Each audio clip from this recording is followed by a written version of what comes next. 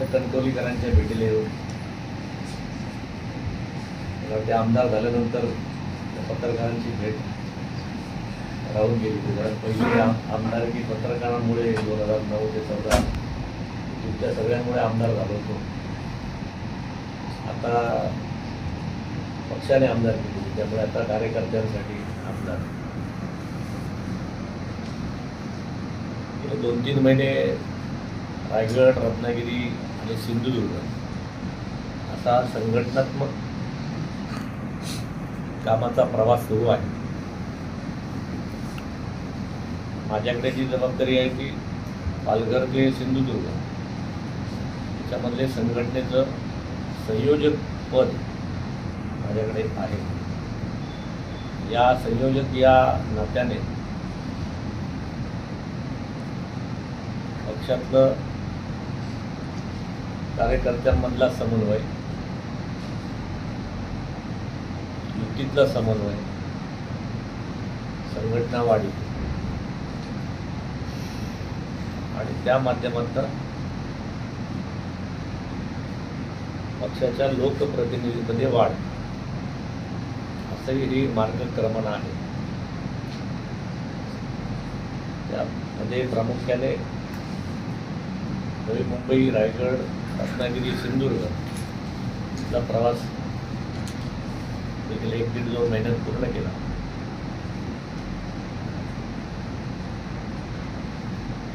त्या जिल्ह्यातल्या कार्यकारिणी असतील, मंडलांच्या कार्यकारिणी असतील, मोर्चा आघाड्या यांच्या नेमणुका असतील, संघटनात्मक येणारे प्रदेश आणि केंद्रातले कार्यक्रम राबवणे या अनेक गोष्टींकडे पाठपुरावा करण्याचं काम हे विधान परिषदेतला आमदार म्हणून पक्षाने माझ्याकडे दिलेलं आहे.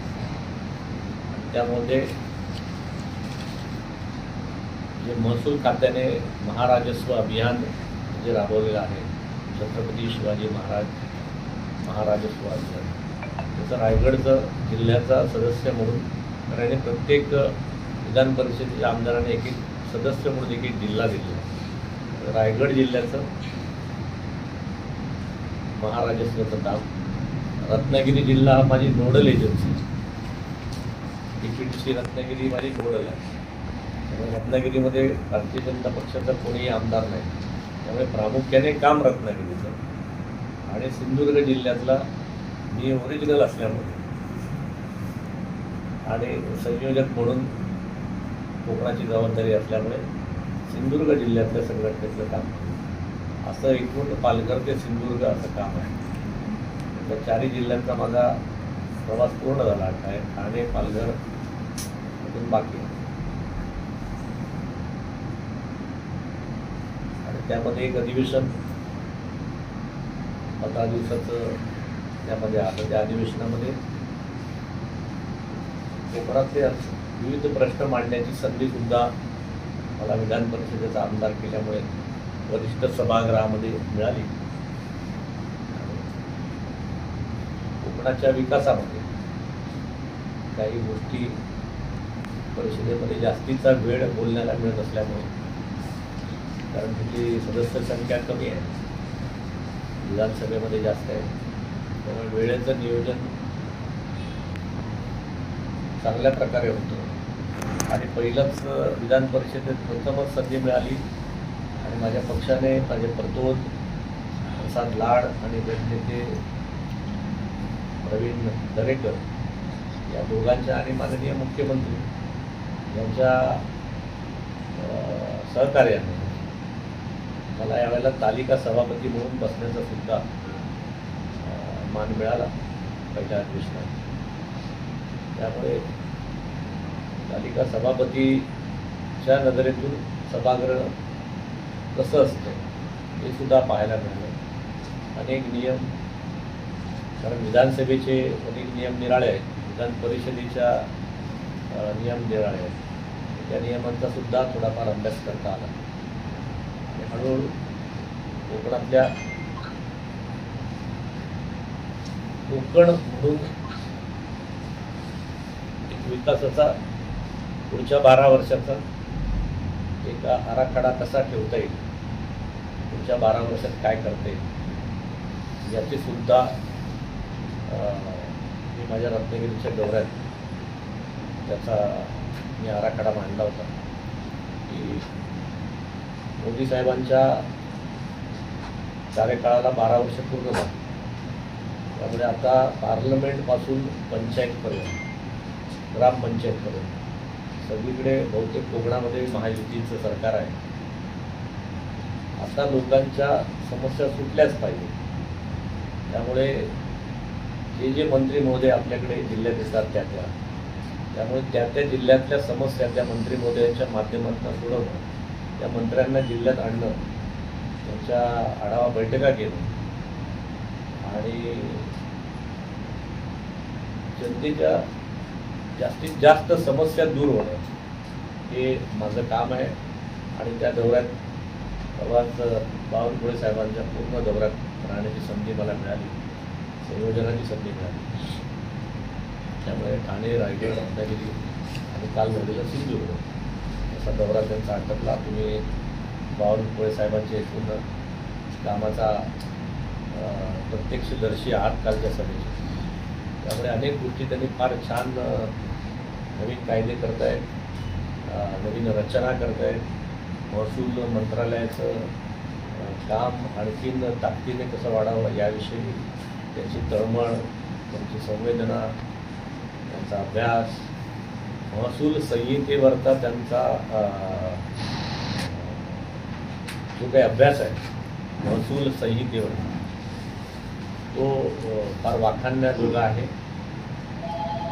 म्हणून काल मी अनावधाने म्हणून गेलो की मी त्यांच्या 3 जिल्ह्यामधला एकूण त्यांच्या प्रवासात राहिल्यामुळे, म्हणजे तुम्ही ते एकदाच भाषण ऐकलं, मी 3 वेळा ऐकल्यामुळे मी पण त्याच्यातला म्हणजे मला एवढं छान त्यांनी मांडलेलं ऐकून सांगून ते, कारण महसूल ही जी संरचना आहे ती क्लिष्ट आहे, की जनतेला लगेच लक्षात येत नाही, समजून येत नाही.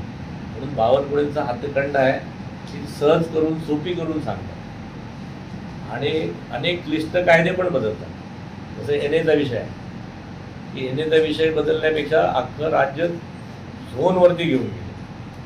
म्हणजे आता ॲग्रिकल्चर झोन असेल, रेसिडेन्शियल झोन असेल, इंडस्ट्रीयल झोन असेल, म्हणून ते त्याच्यामध्ये एनएसाठी अनेक गोष्टी आपण प्रलंबित ठेवतो तो काढून टाकून तुम्ही झोनवरतीच जा आणि ज्या झोनमध्ये जे परमिसिबल आहे ते तुम्ही घ्या, त्याला येण्याची गरज नाही.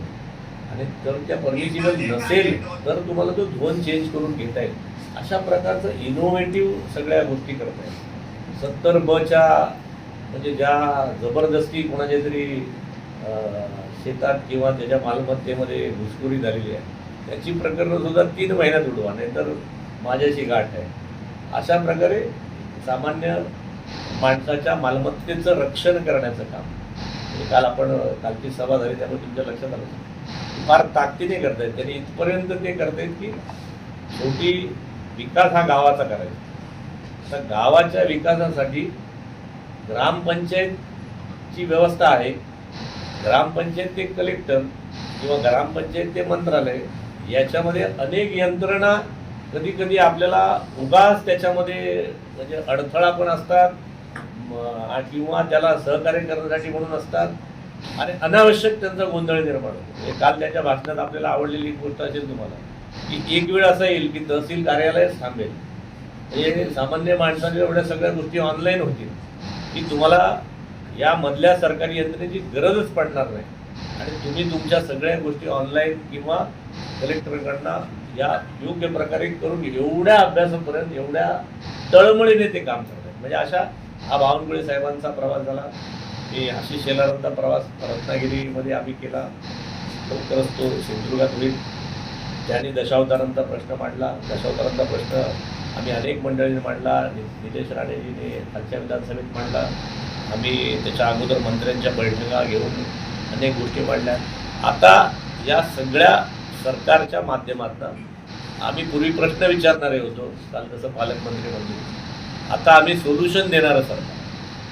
भारतीय जनता पक्ष, शिवसेना आणि राष्ट्रवादीचं महायुतीचं सरकार आहे. आता ज्या निवडणुकीमध्ये आमचा जाहीरनामा होता की आमचं सरकार आता सोल्युशन देणार असेल, त्यामुळे आता महायुतीचं सरकार हे सगळ्या प्रश्नांना सोल्युशन देईल अशा प्रकारच्या अनेक मंत्री, आज काल बावनकुळे झाले, अनेक महायुतीचे मंत्री आपल्या त्या जिल्ह्यामध्ये घेऊन जाणं आणि त्यांचा प्रवास निश्चित करून ज्या काही अनेक वर्षाच्या गोष्टी अडकलेल्या आहेत त्या पूर्ण करून घेणं असा एकूण ह्या कामाचं स्वरूप आहे. असं करून कोकणात जास्तीत जास्त गोष्टी येतील याचा आपण काम करणार आहोत. एक मोठी समस्येला आम्ही हात घातला आहे, ते हळूहळू सुटेल असं मला वाटतं. 1990 पूर्वी विभागीय मंडळे होती बदल्यांसाठी, मग ते शिक्षकांच्या असतील, महसुली बदल्या असतील, आरोग्याच्या बदल्या असतील. आम्ही एक त्या फार मोठ्या विषयाला हात घातला आहे कालच्या अधिवेशनात आणि पुन्हा आता त्या राज्यस्तरीय बदल्या, म्हणजे शिक्षक असतील एखाद्या गावात तर ते येतात बीड, रत्नागिरी, लातूर वगैरे या भागातून 3 वर्षांनी बदली करून घेऊन जातात. पुन्हा आपल्याकडे बॅकलॉग निर्माण होतो, तसेच पदरिक्त राहतात. म्हणून याच्यापुढे जिल्हा सहवर्ग करावा किंवा विभाग सहवर्ग करावा आणि बदल्याच नाही, भरती जे होणार आहे ती 70-80% स्थानिक पोरांना.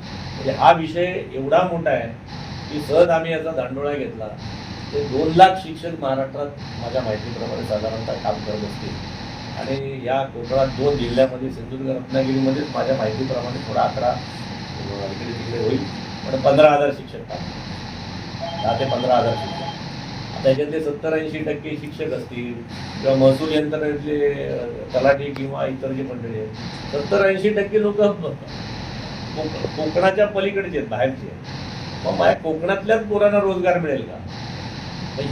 म्हणजे रोजगार कोकणात नाही, प्रकल्प येतील तेव्हा येतील, मोठे उद्योग होतील तेव्हा होतील, पण कोकणातल्या पोरांना या कोकणातच, म्हणजे उदाहरणार्थ शिरवलीतला शिक्षक शिरवलीत राहील का? नाटळमधला शिक्षक त्या गावातला कदाचित आजूबाजूच्या पंचवीसचे शिक्षक तिथे शिकवायला येईल का? तर तो गावात राहील, तर तो गावातल्या पोरांना आपुलकी असेल. पूर्वी 20-25 वर्षापूर्वी आपल्याच गावातले शिक्षक आपल्याकडे होते. तांबे गुरुजी असायचे, पाटणकर गुरुजी असायचे, जठार गुरुजी असायचे, राणे गुरुजी, आपलेच गुरुजी असं आपल्या गावात असायचे. त्यामुळे कधी गुरुजी त्या गावात राहावा अशी कधी अडचण आलीच नाही आणि गुरुजी अख्ख्या गावाचे असायचे, त्यामुळे ते गावात राहायचे, इतर सगळ्या गोष्टीमध्ये मदत करायचे.